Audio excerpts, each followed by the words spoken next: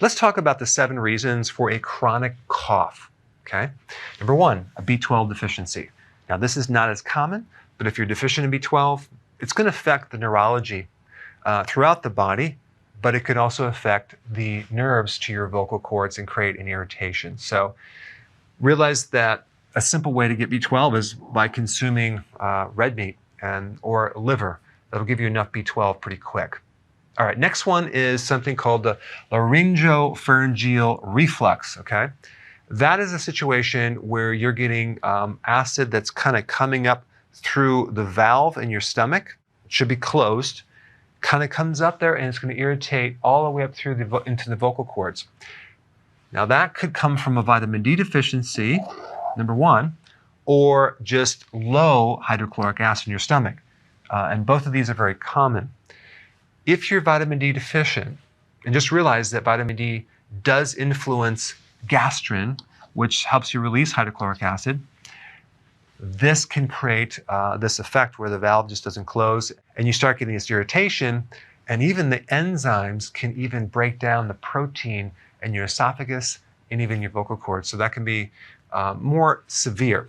Now, if you're low in hydrochloric acid in the stomach and you're not deficient in vitamin D, but let's say the pH, which normally should be 1 to 3, is 4, 5, or 6, you just don't have a strong acid in your stomach, that could be enough to prevent the valve on the top of the stomach from closing, and that acid could come right up and irritate your throat, as well as the enzymes. This could come from many things. It could come from just getting older, and you just need to supply more factors like betaine hydrochloride or apple cider vinegar to make it more acidic. It could come from eating too much junk food, taking antacids. You're deficient in salts, which is necessary to build hydrochloric acid. So there's many, many things. And I'll put a link down below to learn more about this. But if you're low in HCl or low in vitamin D, it can create this condition. Next thing is if you have an allergy. And a lot of times in the spring or the fall, the mold or the pollen can irritate the throat or the sinuses, cause a postnasal drip, and create this cough. Now, if it's all year round, it could be mold in your house, for example, that could be causing this. One interesting thing about allergies is that if you acidify the stomach and you add more, let's say, betaine hydrochloride or apple cider vinegar to make this more acidic, it can improve the allergy, so it'll be less severe.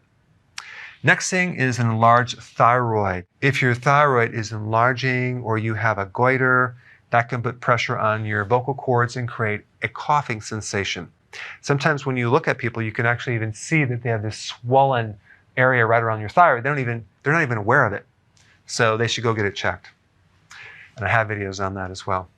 Next thing is a viral infection. It could be a virus that you had way in the past that is reactivated because viruses go dormant, that's called latent, and they can be reactivated under stress, or when you're deficient in certain things like vitamin D or zinc, and that can actually come out as a viral infection in your throat or in the upper respiratory area. 2 very good things to take for viruses and to prevent them from coming out of remission would be zinc, and you got it, vitamin D. And number 7 is probably the most common reason for a chronic cough. It's a calcium deficiency. And by the way, you can become calcium deficient if you don't have enough hydrochloric acid because it takes a very acidic stomach to absorb minerals, especially calcium. So if you're deficient in calcium, it can create a little bit of a spasm in your vocal cords, and that can create a chronic cough. I always recommend something called calcium lactate for people that have a chronic cough. If you don't have some of these other conditions, I recommend the calcium lactate, and it seems to resolve it pretty quick. So there you have it, the 7 reasons for a chronic cough. Hey, if you're liking this content, please subscribe now, and I will actually keep you updated on future videos.